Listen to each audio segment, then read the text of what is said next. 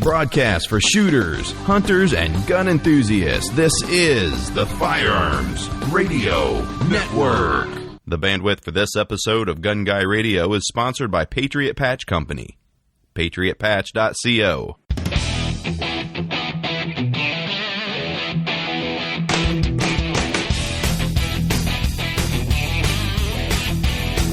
Welcome to episode 213 of Gun Guy Radio. This is a podcast that shines a positive light on the firearms lifestyle. I'm your host, Chick Challen. This is your weekly dose of positive firearms talk without the politics.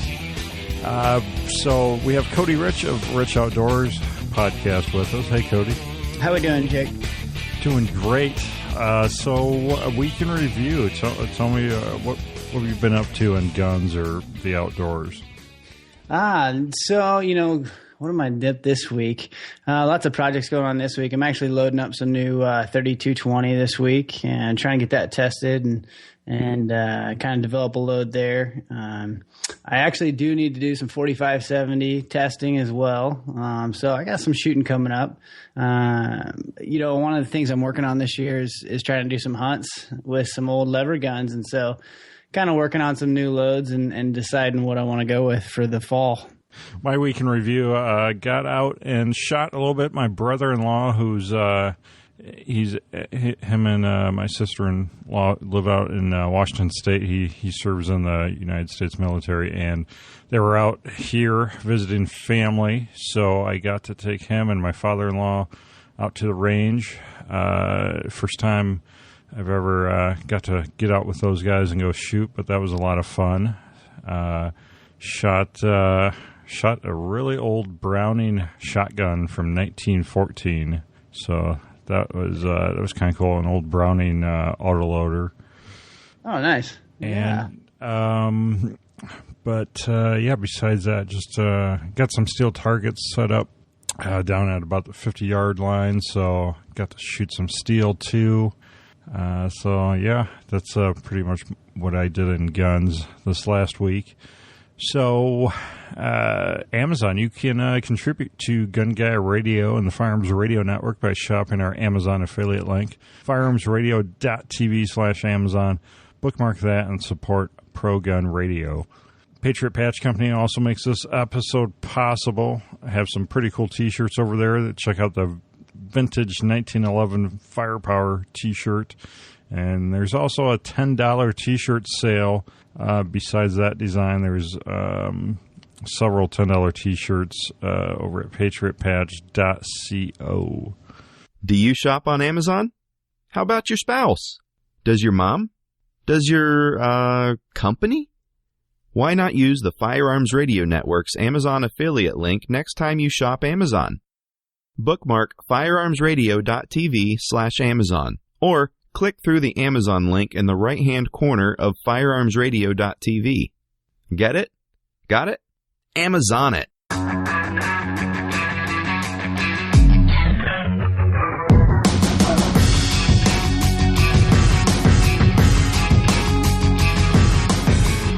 So main topic this week, we're talking lever actions with Cody Rich. So, yeah, Cody, where are you from? I'm from Oregon, actually, the Oregon Territory. Okay, yeah, I played Oregon Trail in school, so I know. What's funny is I get that all the time. Is one of the first things people say is like, "Oh yeah, like Oregon Trail, the video game." Yeah. Actually, I was in Europe one time and introduced myself, and where are you from and whatnot. And I was like, "Oh, I'm from Oregon," and like, "Oh, like Oregon Trail." Like, no kidding, it's kind of everywhere. Maybe it should be Patriot Patch next patch. I died of dysentery. That's right. That's like the most quoted line from Oregon Trail, the old video game. So how'd you get into guns and hunting and all that? Oh man, that's a deep well. So I've kind of always been into hunting for years and years. I mean, as long as I can remember, I've been a hunter, and I don't know, probably Well, later in the teens, got into lever action guns and kind of old guns, and kind of got some handed down to me, which were pretty cool. And that's kind of, I think, how a lot of people get into older guns is generally they inherit or get something handed down. And so, recently I actually got a old model 1895 Winchester 30-06 from my grandpa, and I've been a bow hunter. I kind of bow hunt and I rifle hunt both, and never really thought about hunting with old lever guns until, I got this old gun from my grandpa. And so it kind of sparked an interest in doing some hunting with it, because he kind of just made an offhand remark that I better sight it in before I take it hunting, and he was probably being completely honest. And it's like, this is not exactly something you just go take and beat in a brush, anymore. It kind of started that whole planted a seed in my head, I guess. And so then I kind of moved from there. And so this year, I really was decided that I was going to do some hunting with a few of the old lever guns that I have, and maybe some new ones. Very cool. So you've got Rich Outdoors podcast. So how'd you get into podcasting? It's funny. I just had all these questions I wanted to ask people, and I kind of went down that road of, I listened to a lot of podcasts. And so it was just it kind of made sense that, hey, maybe I should start a podcast and start asking people questions.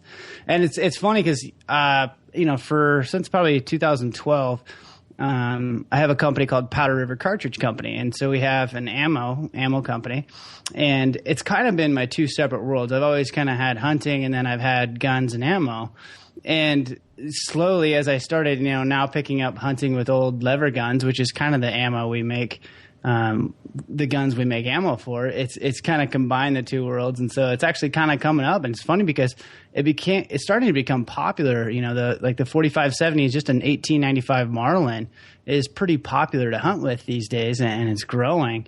And so it's kind of cool to see guys start picking up some old traditional hunting equipment. Yeah, absolutely. So is that what you do for your day job then? Because I know it's not podcasting. No, it's not podcasting. That's kind of my hobby, I guess. But yeah, my full-time job is at Powder River Cartridge. Okay, very cool. And you guys, I assume it's mainly online sales and everything. Yeah. Yeah, it's we started out, the guy who started Powder River Cartridge Company, one of my mentors actually, and I had worked for him on a different company. And he started out as kind of a military ammo type company, just wanted to make military type ammo mainly for himself, but as a side project. And so the whole internet thing kind of came about. I saw it as, man, we could put this thing online. And so we started going that route and realized that there's not a lot of money or even enough money in a lot of the NATO cartridges. And so we kind of made this move, and it was just happenstance of who we were partnering with. And we moved towards this cowboy action niche and these old Western guns. So it works good because a lot of those, a lot of the old 4440 ammo, you can't find in every town in the U.S. And so it's nice to be able to kind of go online and find some of that harder to find ammo. Yeah, absolutely. And the your comment about the NATO cartridges, is it because that's so competitive? Yeah, it's competitive. I mean, it's very, very competitive, and a lot of that's manufactured overseas. It's pretty hard to compete with on price. There's just a lot of big competitors out there that'll kind of just lower the price farther than most small guys can, at least that I can. Sure. Yeah. So, lever. What do you want to talk about lever actions? I don't know. Do you have a favorite lever action? Do I? I haven't been in the lever action world too much.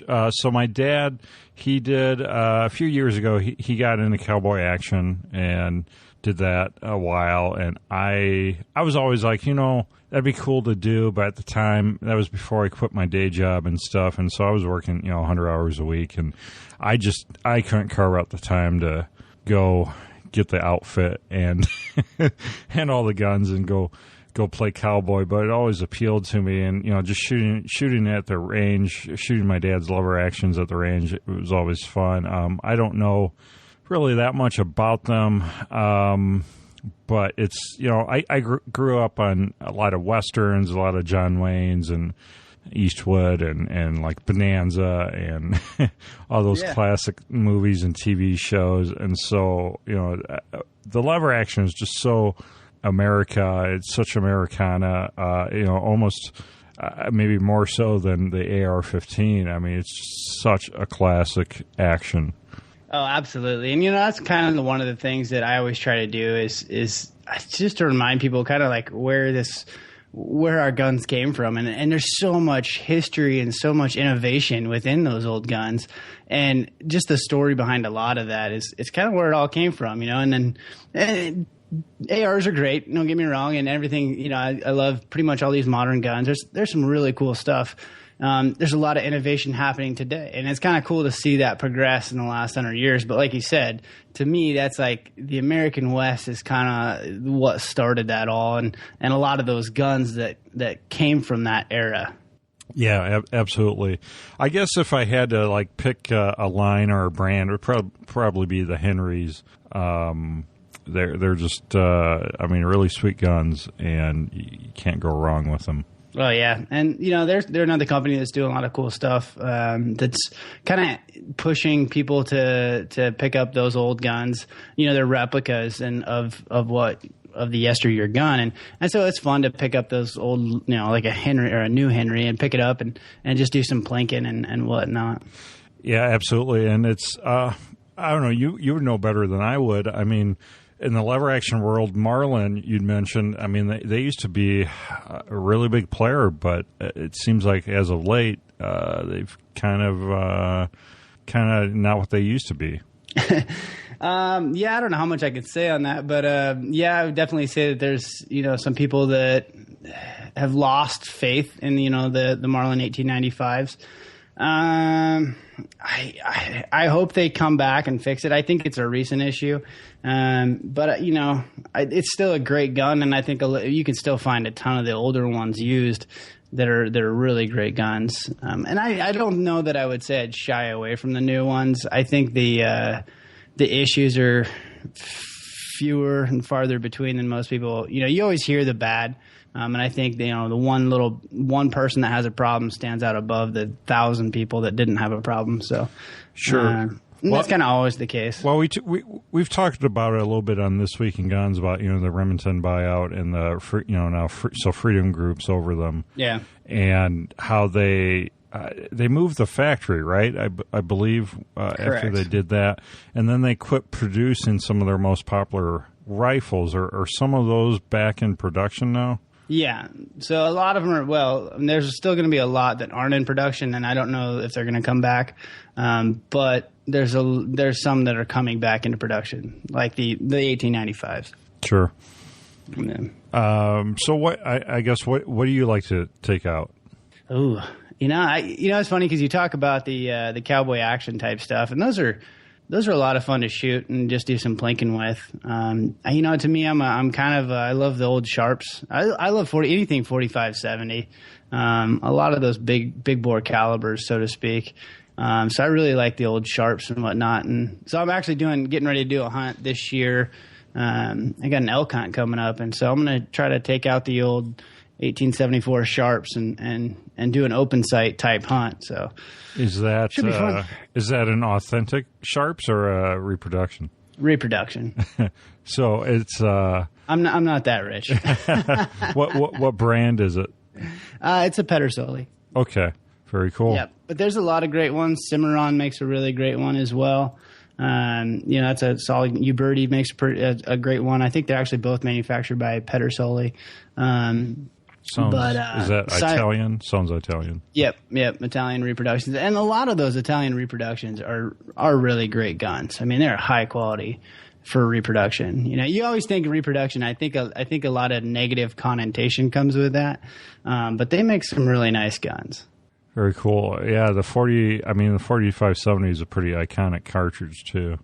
Oh yeah, I mean that's one of the, I guess, downfalls of it. It was so iconic from the buffalo hunting era, and it just has lasted a long time. For a cartridge, over 100 years to still be in use is pretty amazing. So as far as loading that cartridge. Is there anything special about that aspect? As far as hand loading or commercial loads? Either. I mean, I've done some reloading. I've never done rifle cartridge except for like 30 carbine, which really isn't. But yeah, I mean, I don't know much about it, so. So like the 4570, like many cartridges of that time period, the 70 refers to the black powder, and it kind of just held on to that name. So you'll see the 4570s all the way up to the 45 120s, and so with the smokeless powder, it's definitely a lot less than that. So you got to be careful anytime you're hand loading those. And the other thing that comes into effect is you have a lot of different pressures and a lot of different weapons that can handle different pressures. So it kind of can be complicated. I mean, you have everything from the old trapdoors clear up to like a Ruger number 1 or the modern rifles. So you have these different pressures, and so you kind of do got to be careful and know what you're loading for and kind of what your rifle can handle. So I guess that is a caution. So there's a lot of you're saying with modern powders, there's a lot of empty case space in there. Correct. So you could easily maybe double charge it by accident? Yes, very much so. So guys do have to be careful with that, but for the most part, it's a pretty straightforward load. Very cool. How popular is it like on your guys' store and stuff? Oh, 4570 is really growing. We were just talking about it the other day, and I was in Cabela's.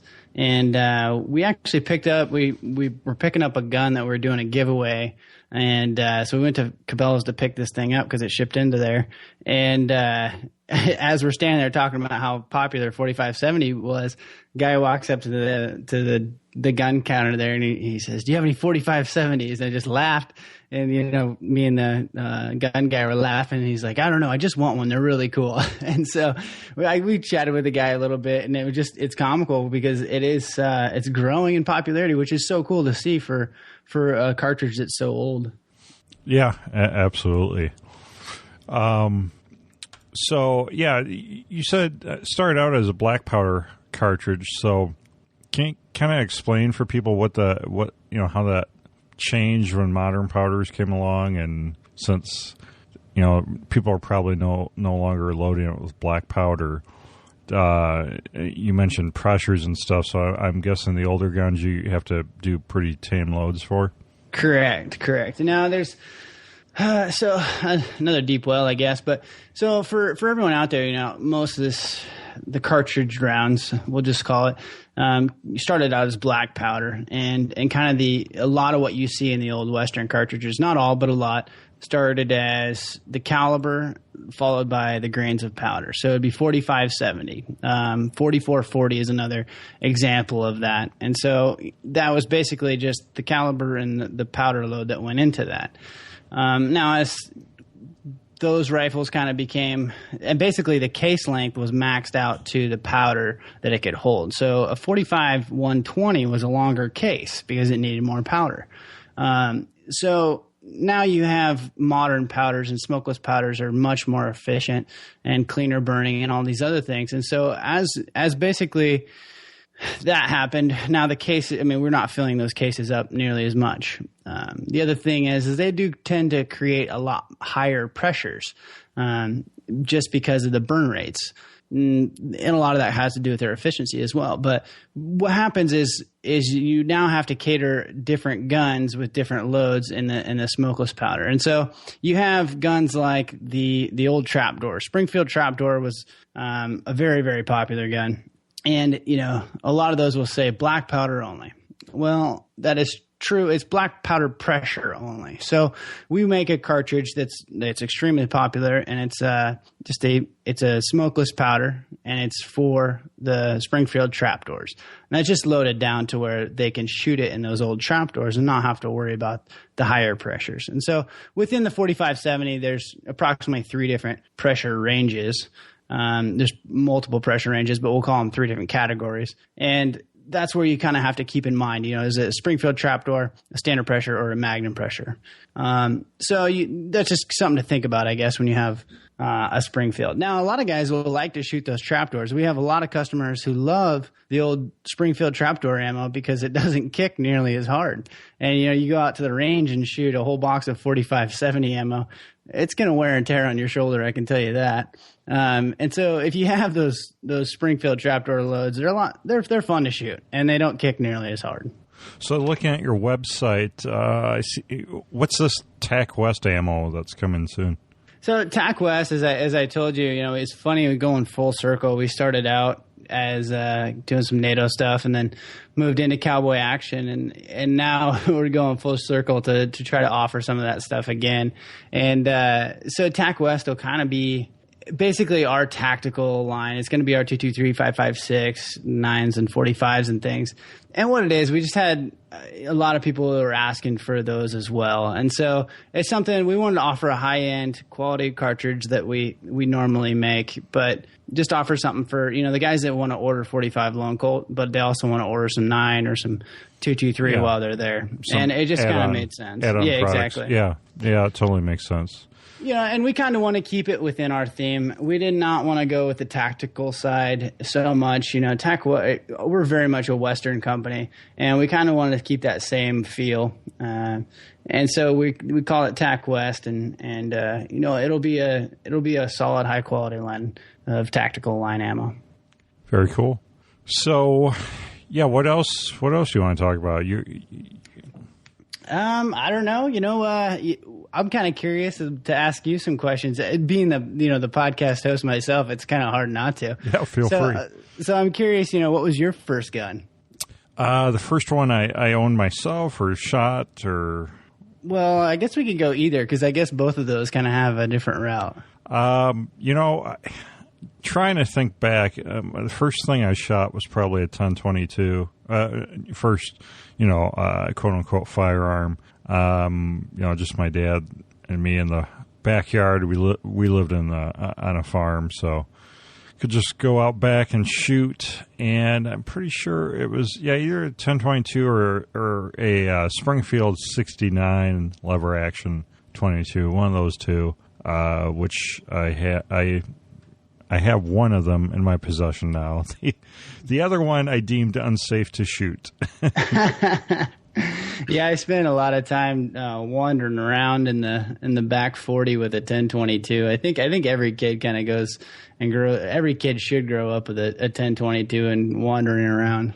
Yeah, I did a bit of that in the backyard. Probably more with the Winchester 69. And then the first gun I bought myself was it wasn't until I turned 21 because it was a handgun. So I bought a Walther P22, 22 caliber again. Yeah. It's a classic caliber. But I didn't get seriously into guns until a few years after that. I was just, always kind of, here and there, and didn't really start getting into it a lot until, my mid-20s or so. So what was the gun that got you hooked?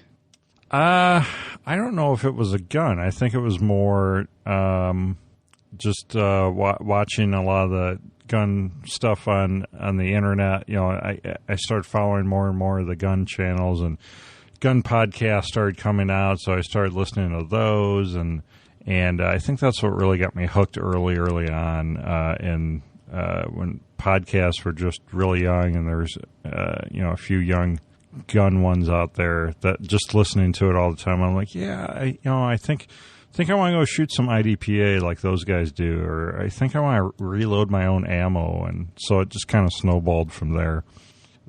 I think it was more of the hobby aspect of it, just all the different parts of it that you can enjoy.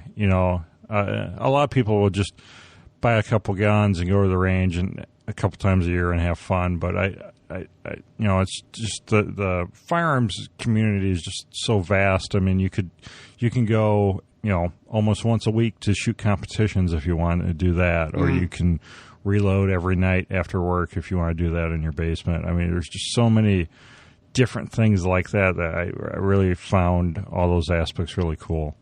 Oh yeah, it's a vast community too, and you really get to know it. Have you ever seen? There's a TV show. I think it's called Gun Stories by Midway. Yeah, I've caught that a few times.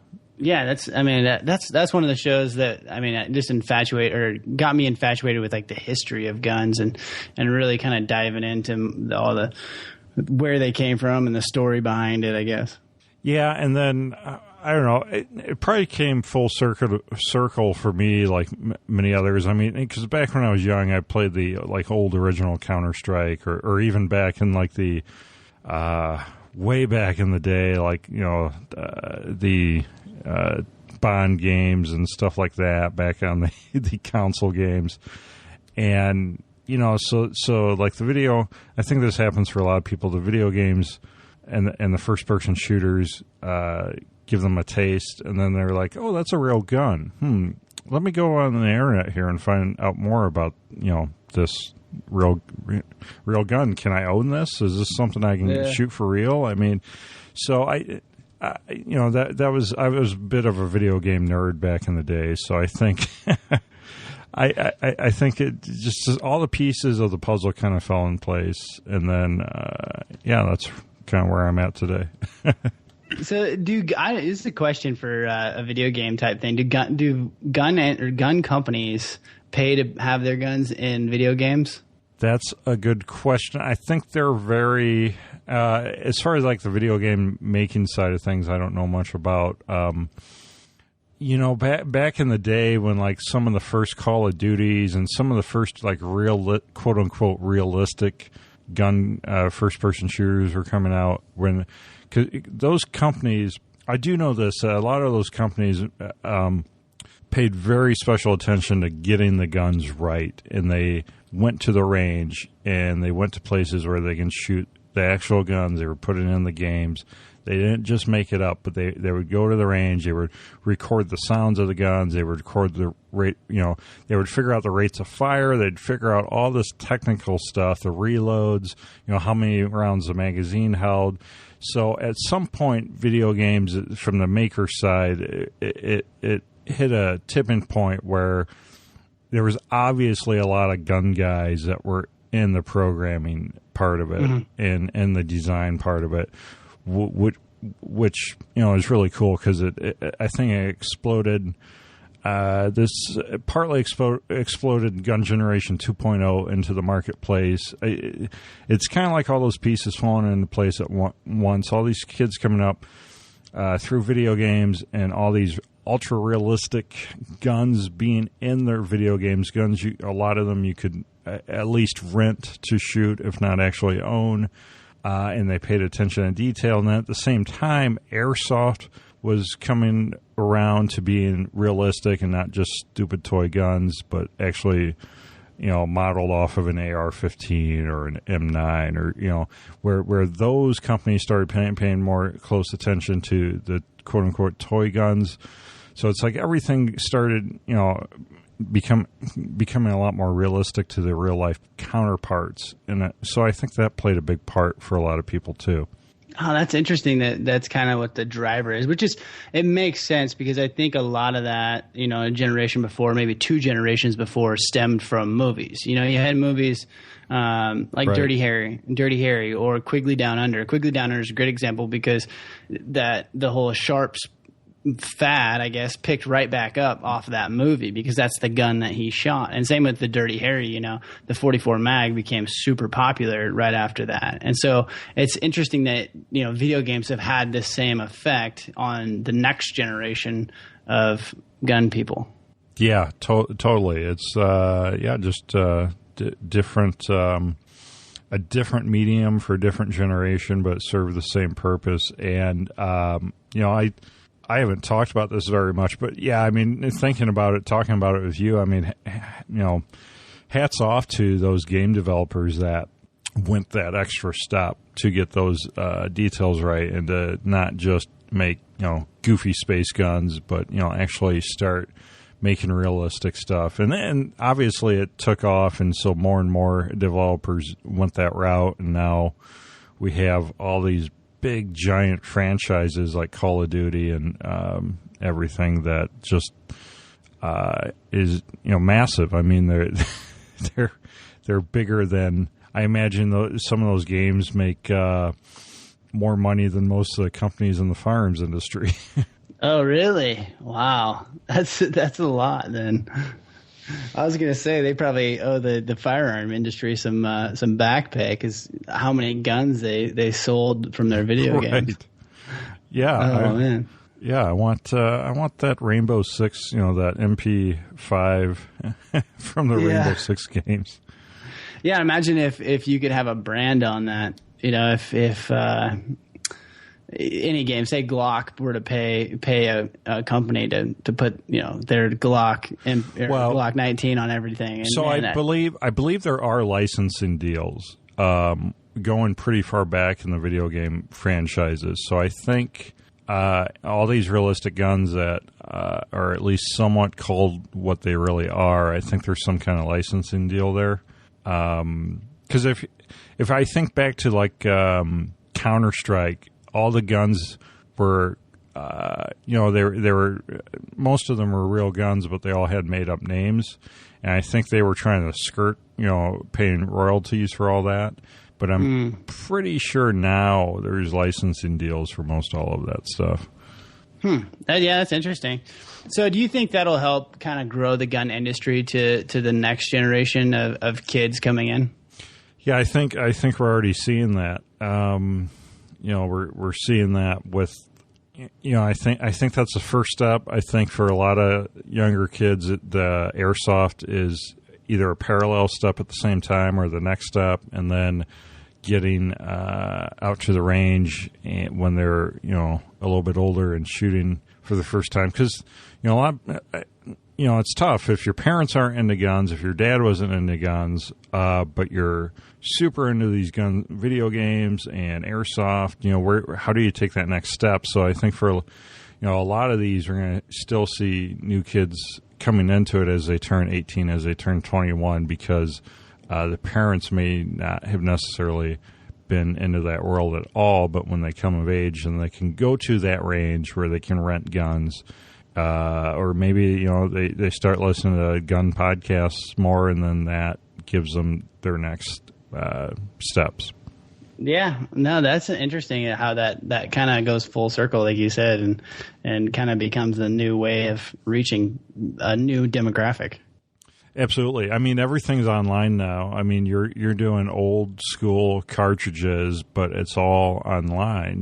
10, 15 years ago, you couldn't have done that. For one, your clientele didn't know what the internet was. Well, most of them still don't. So, no offense to my customers, but we joke with a lot of them. And I get calls all the time. They're like, I don't have an email, or I don't have the internet. I just need this. Right. Okay. I got you. Wow. And no, I especially with your market, your target market. Yeah, I'm sure it's still that way. But like, there's so many new people coming into the old guns. I'm sure you're seeing a bit of your clientele is also younger. Maybe they're not 20 years old, but they're what would you say your average customer age was? That's an interesting. It's interesting because my target, or not target customer, my general average customer is probably age 50. I'd say 40 to 60, somewhere in there. And then when we launched our Instagram last year, and we started pushing Instagram, and obviously a lot of our customers aren't or weren't on Instagram, and we've totally developed a younger demographic who's very interested in what we're doing from the Instagram side of things, and they're getting to see some cool old guns, and that's just grown like crazy, and people absolutely love it, which is so weird because I wouldn't have thought that those 20 to 30-year-olds would have been that interested in old guns, but it's that's the demographic that's on Instagram, so it worked well, and so I think we're starting to see a mix, and that's kind of a lot of the reason we moved into TAC West is because we do have a lot of younger demographic now. Well, see, you just need to call it all steampunk, and then you've got the whole younger demographic covered. Yeah.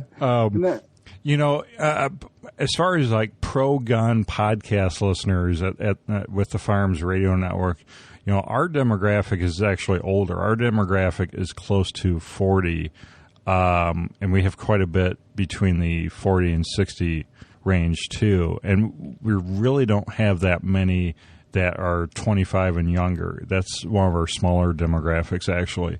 So it's I think on average, the firearms owner enthusiast that really kind of hits that tipping point to where they're starting to spend more time putting rounds downrange, or starting to spend more money on the guns and ammo. It's going to be a guy that or gal that is a little bit farther down in their career path. They have a little more disposable income. Maybe they've bought a house and now they're kind of have some a little more financials freed up, or they're making more money just because they're older and they're in a different stage of life. So I think a lot of the gun demographic is going to be past 30. So it really doesn't surprise me that your average is about 50, and that's really, when I was giving those examples 10 years ago, 50-year-old 10 years ago would have been 40, a 40-year-old, would have been 30. So, and it's that age group that did grow up on a lot of those Westerns, and so that's kind of coming full circle now, I think. Yeah, absolutely. And, you have to look at, one of our biggest sellers is a lot of the cowboy action stuff. And so a lot of the guys that are finding us is generally through cowboy action shooting or some form of that. SAS is kind of SAS Chronicles, their magazine, and they're kind of their hub. So that's, I would say, where a lot of guys find us from.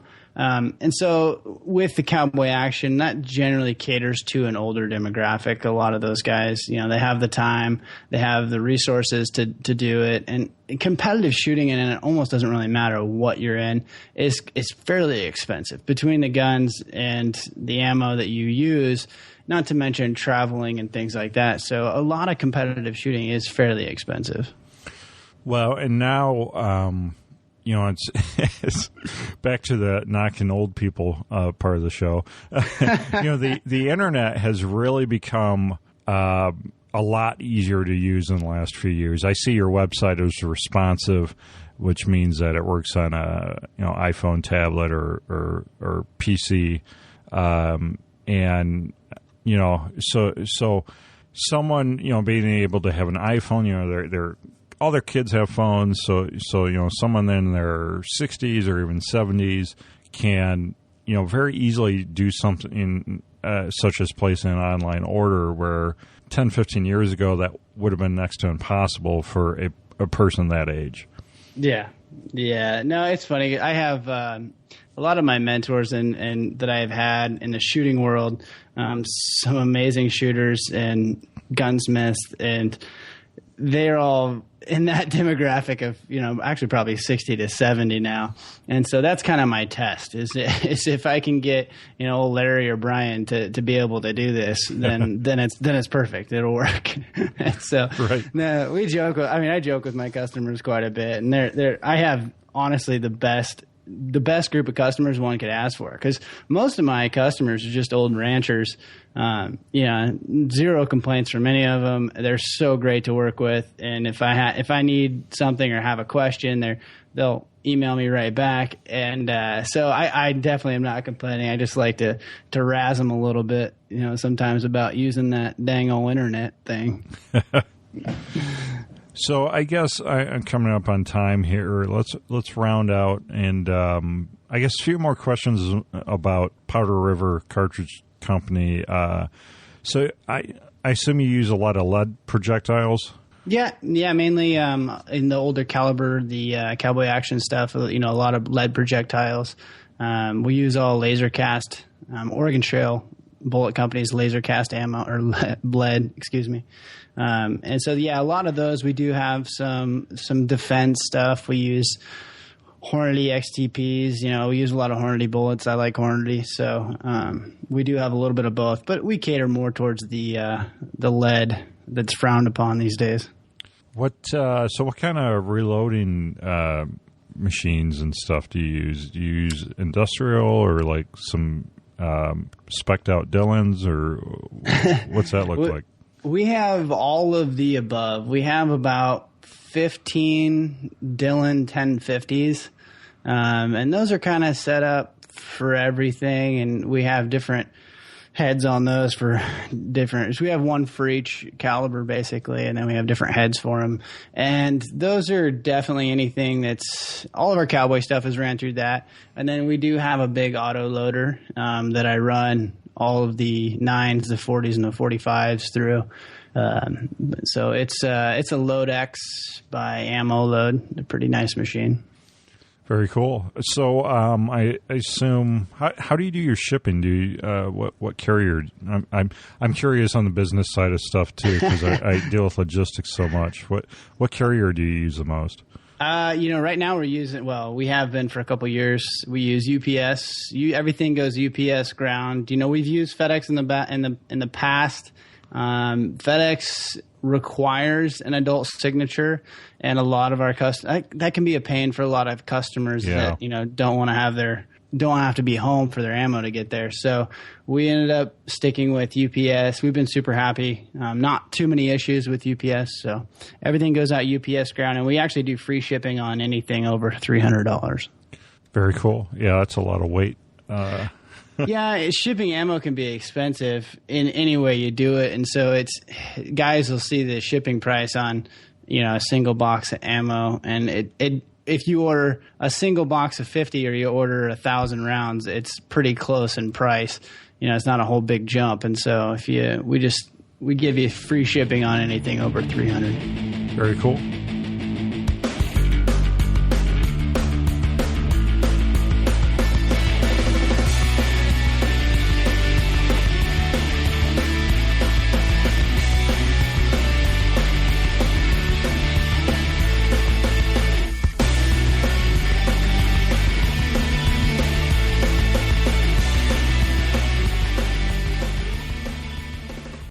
Gun Guy Radio says thank you and proudly displays artwork and graphics designed by Ryan Cross of Hunter of Design. HunterofDesign.com. Ladies and gentlemen, it is 7-inning stretch time. We invite you to join in singing "Take Me Out to the Ball Game."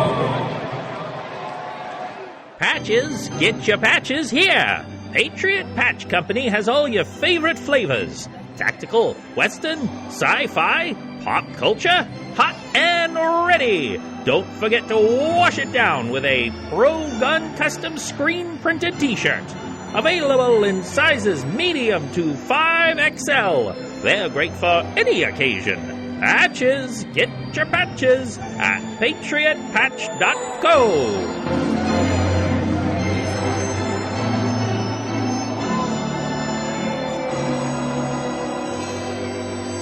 So, where can people, find the Powder River stuff, and then tell us about a little more about your podcast and where people can find that? Yeah, so we're all over the place. You can find everything at powderrivercartridge.com.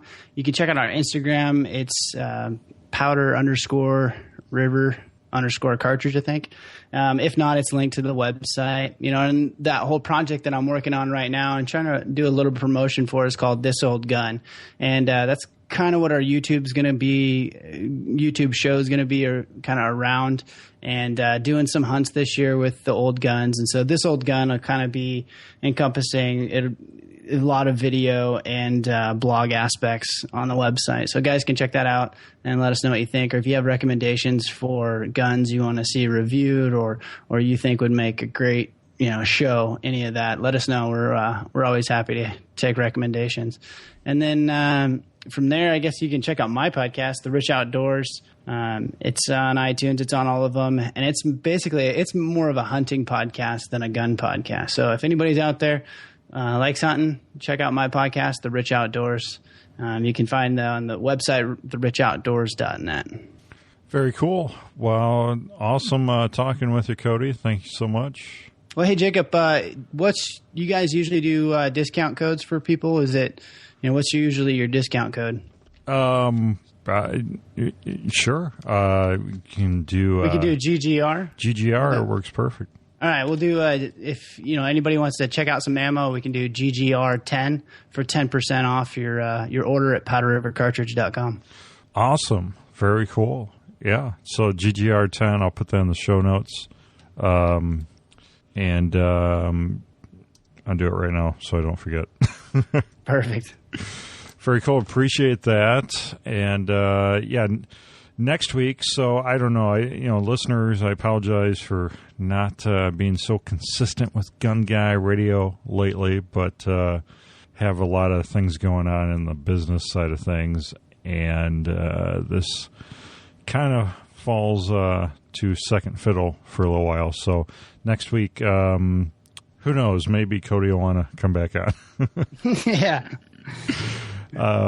Patriot Patch Company helps make this episode possible. Check out the Double Tapper T-shirts over at patriotpatch.co. Check out the actually they have a bunch of head stamp morale patches. Nothing in the cowboy calibers, but do have more of the tactical calibers over at patriotpatch.co. Get those head stamp patches, and also hunterofdesign.com if you're looking for website design, graphic design, hunterofdesign.com. Remember to subscribe to us on iTunes. Leave a review there. I see you have a bunch of reviews on iTunes, Cody. Do you do a shout-out for those? We've done some. Yeah, we did some in the beginning, and I've done some last week. I'm terrible about it. I am too. We used to do it back when we started Gun Guy Radio. We used to do it every week, but then we got our feelings hurt and we stopped that. So yeah, I'm terrible about it. I think we did like a giveaway in the beginning, and that really helped. But yeah, I'm bad about reminding. I haven't even looked at the reviews in weeks, so I don't. Yeah, it's probably all bad. Please consider joining the NRA and the Second Amendment Foundation, and don't forget to check out all the other awesome shows here on the Firearms Radio Network and that Amazon affiliate link. Bookmark that, firearmsradio.tv/Amazon. Well, thank you, Cody. Appreciate it. Yeah, thanks for having me on. That's a wrap, and we'll see you next week.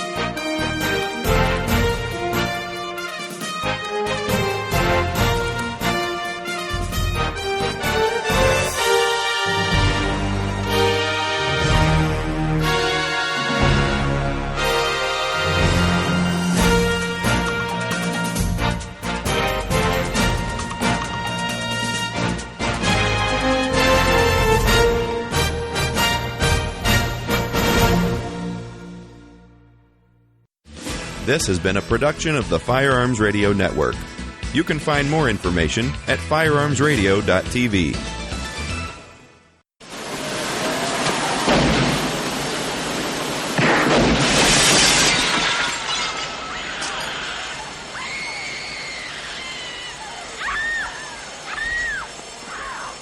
I know what you're thinking. You're thinking, did he fire 6 shots or only 5? Now, to tell you the truth, I kind of forgot in all this excitement.